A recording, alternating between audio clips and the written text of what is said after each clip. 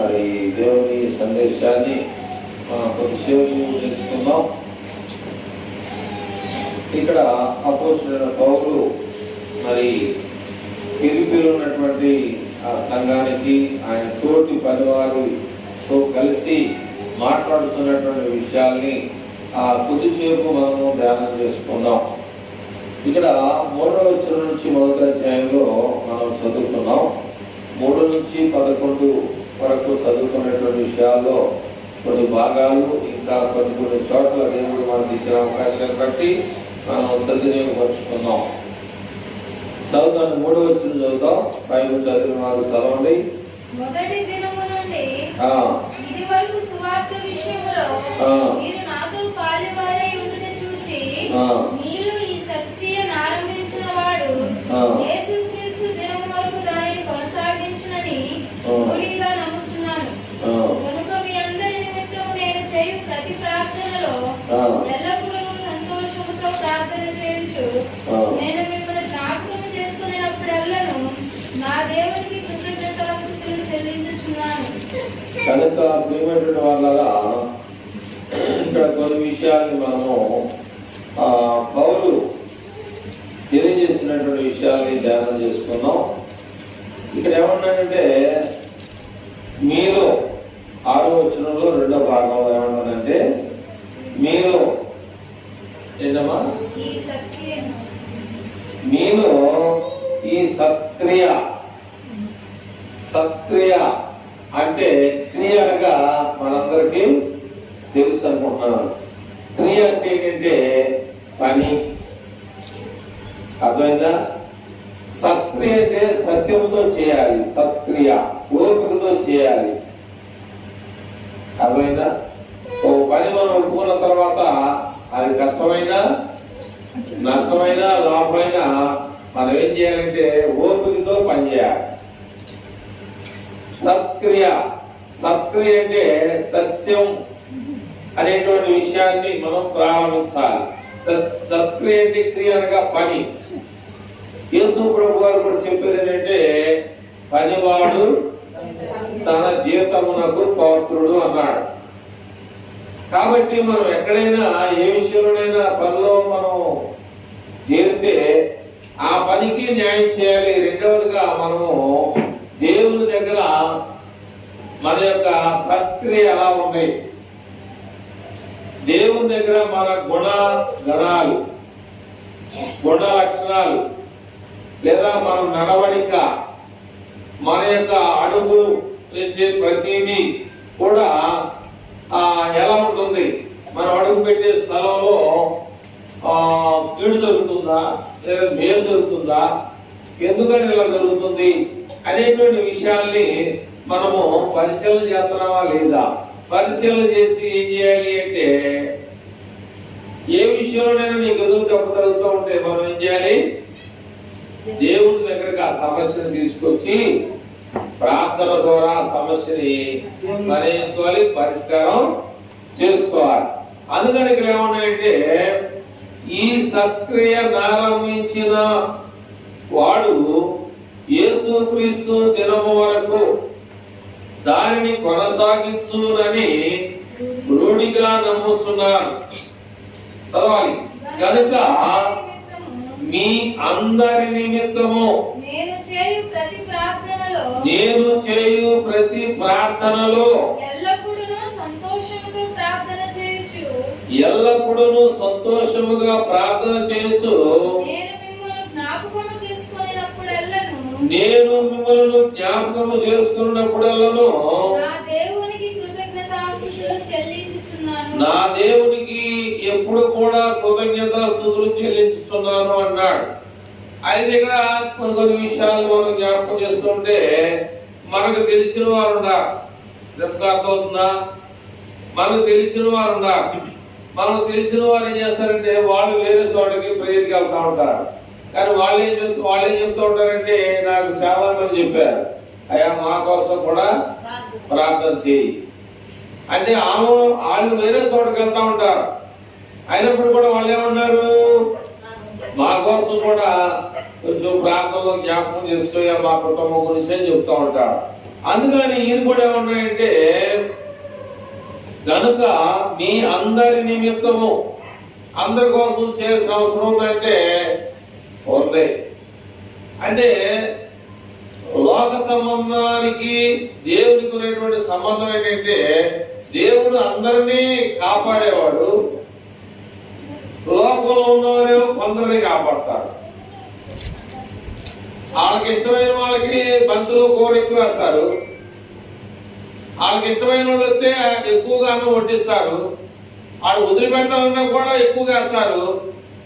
ఆ అన్నాన్ని అడిగినోడికి అయితే వాడు కూడా తింటే తృప్తిగా ఉంటాడు. కానీ మానవుడి యొక్క తప్పితం ఏంటంటే, వాడికి నచ్చిన వాడికి ఎక్కువగా పెడతాడు.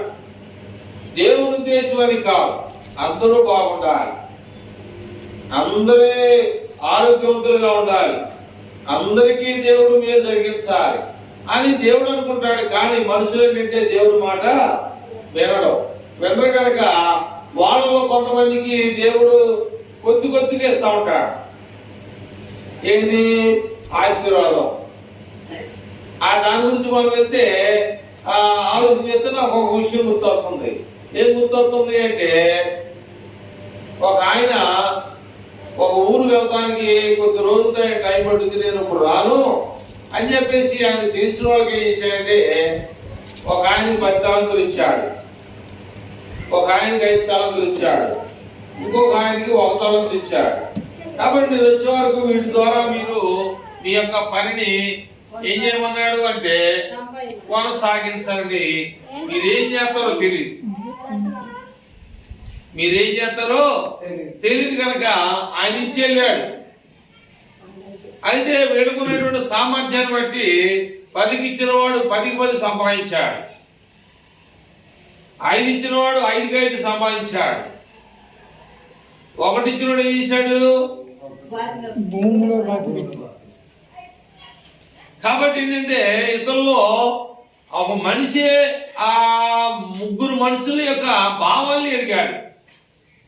మరి ఈ లోకాన్ని, లోకంలో ఉన్న మనుషుల్ని, ఈ లోకంలో ఉన్నటువంటి జంతువుల్ని పుట్టించినటువంటి వాడికి ఎంత తెలివితేటలు ఉండాలి. ఒకడికి 10 ఇచ్చాడంటే ఈడు సామర్థ్యుడు, ఆడికని ఈడు తక్కువ సామర్థ్యుడు, ఈడికని ఇంకా తక్కువ సామర్థ్యుడు ఏం చేశాడంటే ఈడికి 1 ఇచ్చాడు.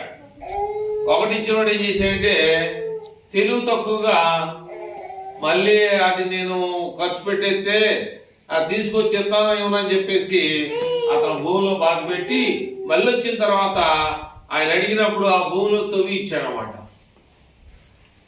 వీళ్ళిద్దరినేమో బలా నమ్మకమైన మంచి దాసులు అని చెప్పేసి అన్నాడు, ఆయనేమో చెడ్డ దాసుడు అన్నాడు. ఇప్పుడు మనలో దేవుని వాక్యానుసారంగా అనుసరించేటువంటి మనలో మరి ఎంతవరకు మనం దేవుని వాక్యాన్ని రెట్టింపు అంటే డబల్ చేస్తున్నాం, ఎంతవరకు ఆదివారాన్ని మనం ఉపయోగిస్తున్నామా, మిగతా రోజుల్లో కూడా ఈ వాక్యాన్ని మనం ధ్యానిస్తున్నామా లేదనేటువంటి విషయాన్ని కూడా మనం ఆలోచన చేయాలి. అయితే ఇక్కడ ఏం చేస్తున్నాడంటే ఈయన ఒక విషయాన్ని మనం జ్ఞాపకం చేసుకుంటూ 6వ వచనంలో కింద 7 పైన చదువుదామా. 6వ వచనంలో గనుక మీ అందరి నిమిత్తము నేను చేయు ప్రతి ప్రార్థనలో ఆదివారం చేయకూడదా? అయినా ఆదివారం చేయకూడదా? ఏం పనికెళ్ళి బతకడు అయినా? భార్య పిల్లలు లేరా? ఎల్లప్పుడు చేస్తే అన్నవాడు పెడతాడు. కానీ కొన్ని విషయాలు ఇక్కడ చదువుతున్నా కానీ మనం ఏంటంటే వాటిని మన మైండ్ లో తీసుకోవాలి. ఏమన్నాడమ్మా అక్కడ? కనుక మీ అందరి నిమిత్తము నేను చేయు ప్రతి ప్రార్థనలో ఎల్లప్పుడూ సంతోషముతో ప్రార్థన చేసు. మనం ఏమంటే ఆ మాట అనుకో, అదే టైగర్ వాళ్ళు వాళ్ళ అయ్యగారు చేయడా ప్రార్థన, నీకు చెప్పేంటి వాళ్ళు అనేవాళ్ళు మనలో ఉండొచ్చు.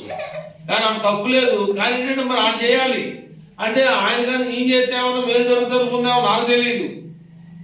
ఒక విషయం మనందరూ తెలియాలి ఏంటంటే 12 సంవత్సరాల నుంచి రక్తస్రావంతో ఉన్నటువంటి వ్యక్తి మనందరూ తెలుసు. ఆమె డబ్బులన్నీ ఆమె కొట్టేసింది. చాలా మంది దగ్గరికి వెళ్ళినామా అట్లాగే ఏం కూడా ఏంటంటే ఈ అయ్యగారు చేస్తే మనకు ఏం జరుగుతాం అనుకుంటూ చెప్పిందా మనకు తెలియదు. ఆమె ఏం చేసింది, ఆ దేశంలో ఎంతమంది డాక్టర్లు ఉన్నారో ఆమె ఎంత డబ్బు ఉందో ఆ డబ్బు అయిపోయే దాకా కూడా ఏం చేసిందంటే ఏం చేసింది చెప్పట్లా, ఆ డబ్బులు అయిపోయిందాక ఏం చేసింది డాక్టర్ దగ్గరికి వెళ్తా ఉందన్నమాట. అది నాటు మందే కావచ్చు, లేదా ఇంగ్లీష్ మందే కావచ్చు, లేకపోతే ఏదో ఒక రకమైనటువంటి మంత్రమే కావచ్చు. కానీ ఏంటంటే ఆమె దగ్గర ఉన్న డబ్బంతా కూడా ఖర్చు పెట్టేసింది. శివరాగరికి అనేక చోట్ల యేసు ప్రభు వారు సువార్త చేస్తా ఉన్నాడు, ఆయన దగ్గరికి వెళ్తే బాగుపడతానని చెప్పేసి తనలో తాను ఎప్పుడు అనుకుందంటే తన దగ్గర ఉన్న డబ్బంతా అయిపోయినాక ఆ యేసయ్య దగ్గరికి వెళ్తే నాకు ఏం జరుగుతుందని చెప్పేసి ఆమెలో దేవుని యొక్క ప్రేరేపణ కలిగిందనమాట. అట్లాగే వీళ్ళు కూడా ఏంటంటే మా కోసం కూడా కొద్దిగా ప్రార్థన చేయాలని చెప్పొచ్చు, తప్పులేదు. అలాగే ఇక్కడ 7వ వచనం చదువుతాం. నా బంధకముల యందును నేను సువార్త పక్షమున వాదించుట యందును దానిని స్థిరపరచుట యందును మీరందరూ ఈ కృపలో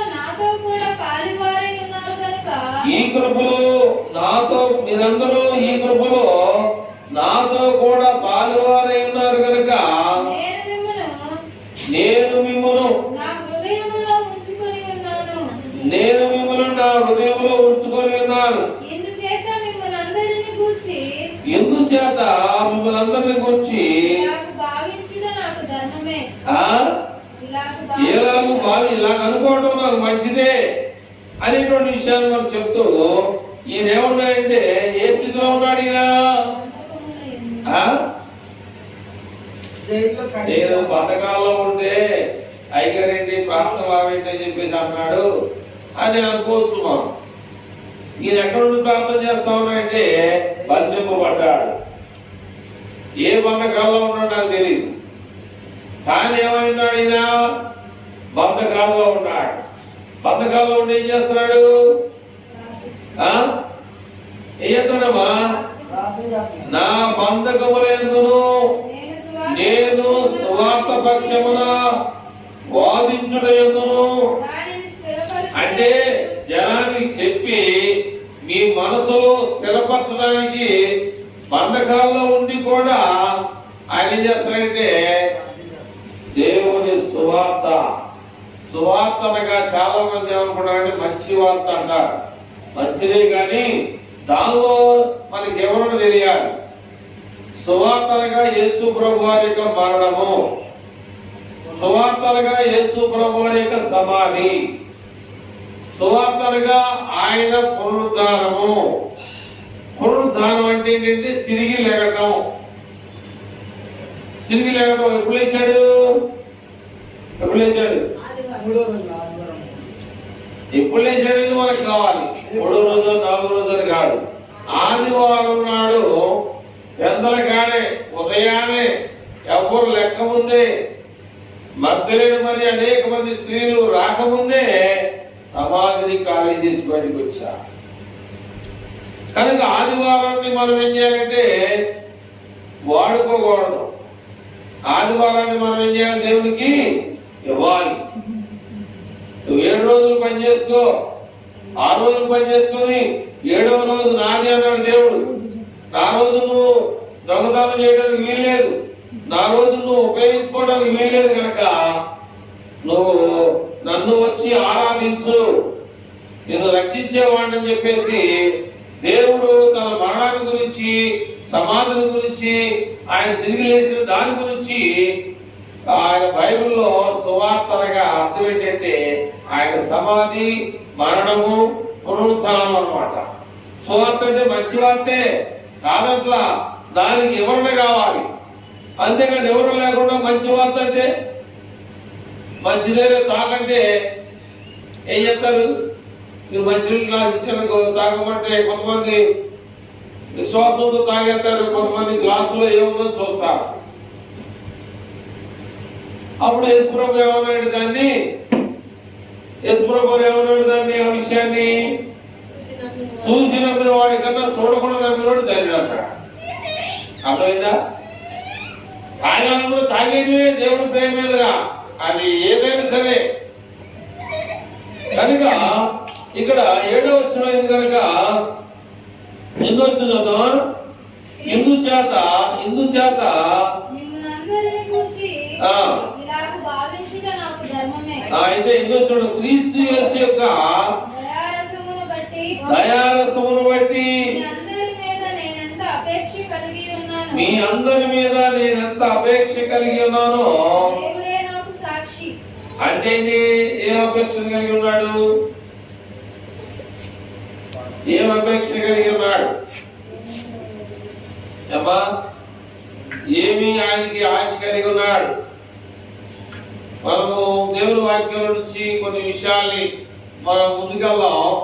దేవుని వాక్యం నుంచి మీకు కొద్దిగా ముందుకెళ్ళాలని నేను ఆశ కలిగి ఉన్నాను. ఏమిటంటే అపోస్తుల కార్యాల గ్రంథంలోకి వెళ్దామని నేను అనుకుంటున్నాను. అపోస్తుల కార్యాల గ్రంథంలోకి వెళ్తే ఇక్కడ ఏముంటుందో ఒకసారి మనం ఆలోచన చేద్దాం.